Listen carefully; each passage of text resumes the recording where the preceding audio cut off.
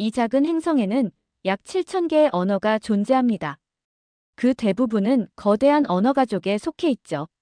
중국어족, 인도 유럽어족, 아프리카 아시아어족, 수백 개의 형제 언어들이 뿌리를 공유합니다.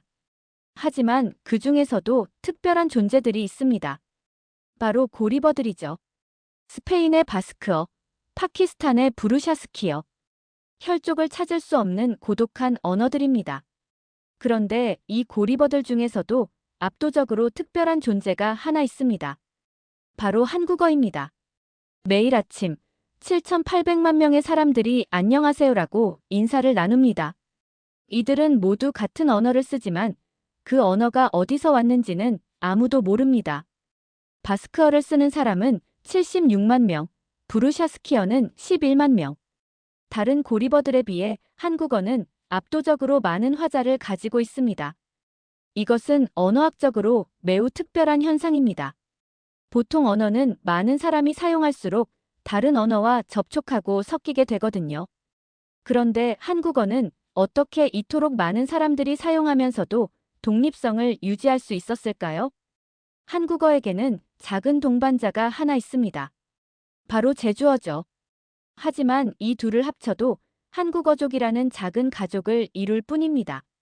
중국어족 13억 명, 인도유럽어족 30억 명에 비하면 정말 작지만 소중한 언어 가족입니다. 그렇습니다. 우리는 지금 세상에서 가장 큰 고독한 언어를 쓰고 있는 것입니다. 한국어는 왜 이렇게 특별할까? 한국어는 단순히 말하는 도구가 아닙니다. 이 언어 자체가 하나의 정교한 사회 시스템이죠. 정이라는 단어 하나만 봐도 그렇습니다. 영어의 어펙션과 비슷해 보이지만 그 깊이와 넓이가 전혀 다릅니다. 가족 간의 정, 친구 간의 정, 심지어 사물에 대한 정까지. 한국 사람이 아니면 설명조차 어려운 복합적 감정이죠. 눈치는 어떨까요? 말하지 않아도 알아차리는 능력. 이건 단순한 관찰력이 아니라 사회적 조화를 위한 고도의 감각입니다. 답답하다는 또 어떻고요? 영어로는 프러스트레이터드, 스터피, 크램프트. 여러 단어가 필요하지만 한국어로는 딱 하나면 충분합니다. 그 미묘한 감정의 차이까지도 포함해서 말이죠. 그리고 문법적으로도 놀랍습니다.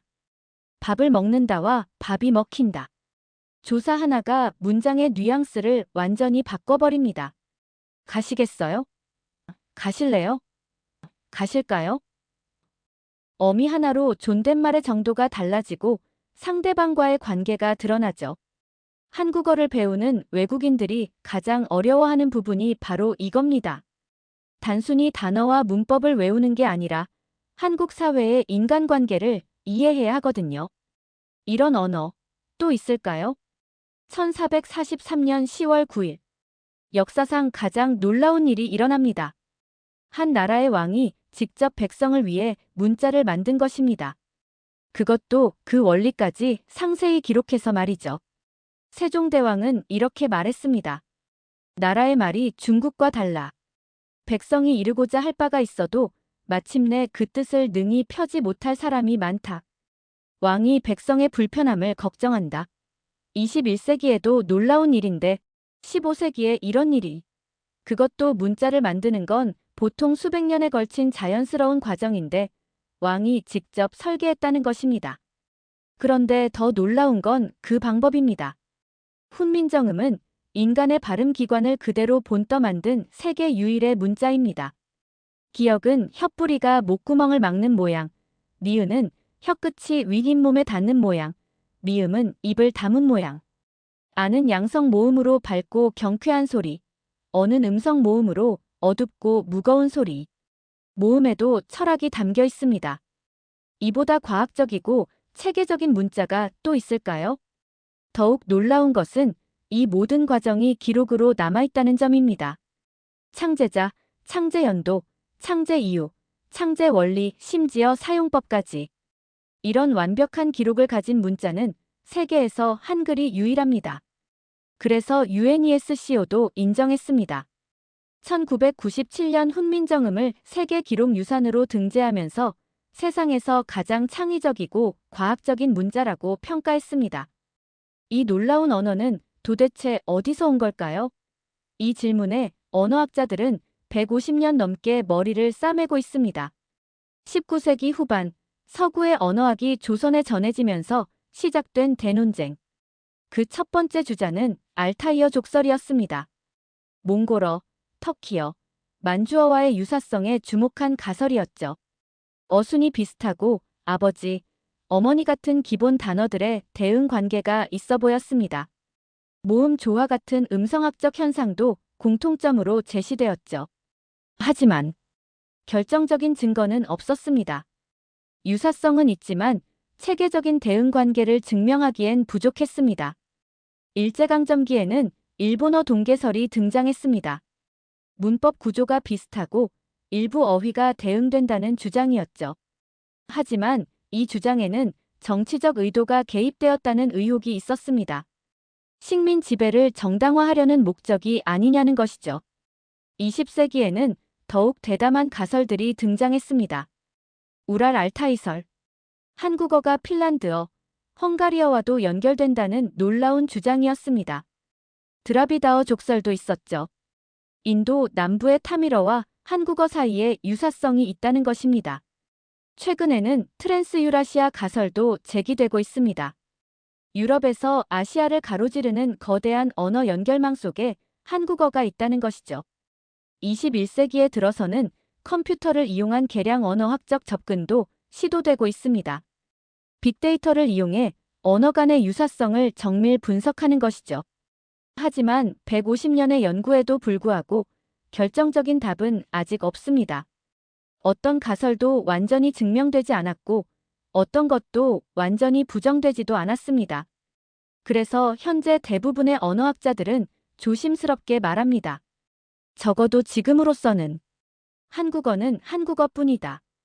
고리버란 말 그대로 언어적으로 고립된 존재입니다. 형제도 사촌도 친척도 확실하지 않은 언어들이죠. 세계에는 몇 개의 고리버가 있습니다. 스페인과 프랑스 사이의 바스크어. 76만 명이 피레네 산맥에서 지켜온 신비로운 언어입니다. 인도 유럽어족이 유럽을 휩쓸기 전부터 있었던 고대 언어의 생존자죠. 파키스탄 북부의 부르샤스키어는 11만 명이 히말라야 고산지대에서 사용합니다. 주변의 어떤 언어와도 닮지 않은 독특한 언어죠. 안타깝게도 사라져가는 언어도 있습니다. 일본의 아이누어는 이제 원어민이 거의 남지 않았습니다. 언어의 죽음을 목격하는 것은 인류에게 큰 손실입니다. 그런데 이들 중에서 한국어는 압도적으로 특별합니다. 7,800만 명이라는 거대한 화자수를 자랑하는 고리버는 한국어가 유일하거든요. 이것은 정말 놀라운 일입니다. 보통 언어는 많은 사람이 사용할수록 다른 언어들과 접촉하고 섞이고 변화합니다. 그런데 한국어는 어떻게 이렇게 많은 사람들이 사용하면서도 독립성을 유지할 수 있었을까요? 물론 한국어에게도 작은 동반자가 있습니다. 바로 제주어죠. 제주어는 한국어와 비슷하지만 상당히 다른 특징들을 가지고 있어서 많은 언어학자들이 별개의 언어로 봅니다. 하지만 이 둘을 합쳐도 한국어족이라는 작은 가족을 이룰 뿐입니다. 중국어족 13억 명, 인도 유럽어족 30억 명에 비하면 정말 작지만 매우 특별한 언어 가족입니다. 한국어는 수천 년 동안 혼자서 독자적으로 진화해온 언어입니다. 그 어떤 외부의 도움 없이도 말이죠. 마치 깊은 숲속에서 홀로 우뚝 자란 거대한 나무처럼. 한국어는 왜 이렇게 독특하게 발전할 수 있었을까요? 그 첫 번째 비밀은 바로 한반도의 특별한 지형에 있습니다. 동쪽으로는 동해, 서쪽으로는 서해, 남쪽으로는 남해. 삼면이 바다로 둘러싸인 반도. 그리고 북쪽으로는 백두대간으로 이어지는 험준한 산맥들이 자연 장벽을 이루고 있습니다. 이런 지형적 특성은 한민족이 독자적인 문화를 발전시킬 수 있는 환경을 만들었습니다. 완전히 고립된 것은 아니지만 적절한 거리를 유지할 수 있었죠. 삼국시대부터 조선시대까지 중국 문명의 영향을 받으면서도 독자성을 유지했습니다. 한자를 빌려 쓰면서도 우리말의 구조는 그대로 지켜냈죠. 이두, 향찰, 구결. 한자를 한국어식으로 변용한 창의적인 표기법들이 그 증거입니다. 물론 수많은 시련도 있었습니다. 몽골 침입 7년, 임진왜란과 정유재란 7년. 외침이 있을 때마다 언어도 위기를 맞았습니다. 하지만 그때마다 한국어는 더 강하게 되살아났습니다.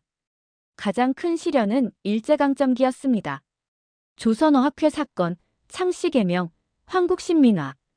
우리말과 글을 말살하려는 체계적인 정책이 이어졌습니다.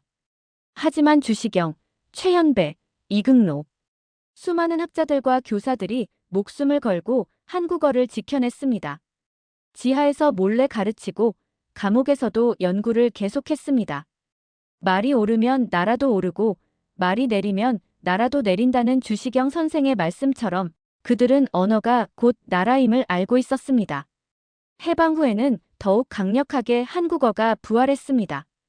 한글 전용 정책, 의무 교육 확대, 한글 타자기 개발. 모든 것이 한국어 발전을 위한 발걸음이었습니다. 그리고 무엇보다 한민족의 강한 언어적 정체성이 있었습니다. 우리말에 대한 각별한 애정과 자부심. 이것이 한국어를 지켜온 가장 큰 힘이었습니다. 한국어는 지금 이 순간에도 살아 숨쉬며 진화하고 있습니다. 존맛탱, 갑벽한, 레알루, 핵꿀잼. 젊은 세대는 매일 새로운 단어를 만들어냅니다.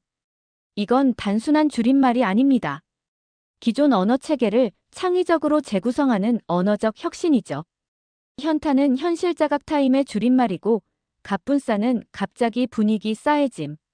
한국어의 조어 능력은 정말 놀랍습니다. 복잡한 상황을 단 몇 글자로 압축해서 표현하는 능력 말이죠. 디지털 환경에서 한국어는 더욱 창의적이 되었습니다. 키읔키읔키읔, 유유 같은 자음 모음만으로도 감정을 표현하죠. 이모티콘과 결합된 새로운 표현법들, 인터넷 밈으로 탄생하는 신조어들. 전 세계 어느 언어도 이렇게 빠르고 창의적으로 진화하지는 않습니다. 한국어의 유연성과 창조성이 디지털 시대의 소통 방식과 완벽하게 맞아떨어진 것이죠. 그리고 이제 한국어는 국경을 넘나듭니다. BTS의 보라해, 대박, 드라마 속 오빠, 언니, 사랑해. 전 세계 사람들이 한국어를 따라합니다. GANGNAM 스타일로 시작된 K-팝 열풍, 기생충, 오징어 게임의 성공, 킹덤, 사랑의 불시착 같은 K- 드라마. 한국어가 문화 콘텐츠와 함께 전 세계로 퍼져나가고 있습니다. 그 결과는 놀랍습니다. 전 세계 76개국 244개소의 세종학당에서 한국어를 가르치고 있습니다. 한국어 능력 시험 TOPIK 응시자는 연간 35만 명을 넘어섰습니다. 2022년에는 미국 대학 입시에서 한국어를 선택하는 학생이 급증했습니다. 프랑스에서는 한국어가 제3외국어로 정규 교육 과정에 포함되었죠. 브라질의 10대 소녀가 한국 드라마를 보며 한국어를 배우고 이집트의 대학생이 K-팝 가사를 따라 부르며 한국어에 빠져듭니다. 인도네시아의 젊은이들이 한국 웹툰을 원어로 읽기 위해 한글을 익힙니다. 한국어는 지금 글로벌 언어로 새롭게 태어나고 있는 것입니다. 한국어는 단지 소통의 수단이 아닙니다. 이 언어 속에는 우리 조상들의 눈물과 희망, 슬픔과 기쁨이 모두 담겨 있습니다. 고구려 광개토대왕비에 새겨진 그 글자들, 삼국유사에 기록된 향가의 아름다운 노랫말, 조선시대 한글 소설 속의 생생한 대화들. 모든 것이 한국어로 기록된 우리의 역사입니다. 임진왜란 때 의병들이 외쳤던 그 언어, 일제강점기에 지하에서 몰래 가르쳤던 그 언어, 4.19 때 거리에서 외쳤던 그 언어, 올림픽에서 대한민국을 외쳤던 그 언어. 한국어는 우리와 함께 울고, 웃고, 분노하고 희망해왔습니다. 그 기원을 아무도 정확히 모르지만 그 존재만으로도 우리는 자랑스러워할 수 있습니다. 우리는 지금 세상 어디에도 없는 특별한 언어를 쓰고 있습니다. 7,800만 명이 함께 나누는 이 소중한 언어를 말이죠. 매일 아침 안녕하세요라고 인사할 때, 사랑해라고 마음을 전할 때, 고맙습니다라고 감사를 표할 때, 우리는 수천 년 역사가 만든 세상에서 가장 아름다운 언어로 오늘의 역사를 써내려가고 있는 것입니다. 한국어는 누구도 따라할 수 없는 독창성입니다. 우리는 지금 역사 그 자체를 말하고 있는 겁니다. 그리고 이 고독했던 언어는 이제 더 이상 혼자가 아닙니다. 전 세계 수백만 명의 한국어 학습자들과 함께 새로운 역사를 써나가고 있습니다. 한국어, 우리의 자랑스러운 언어, 우리의 정체성, 우리의 미래입니다.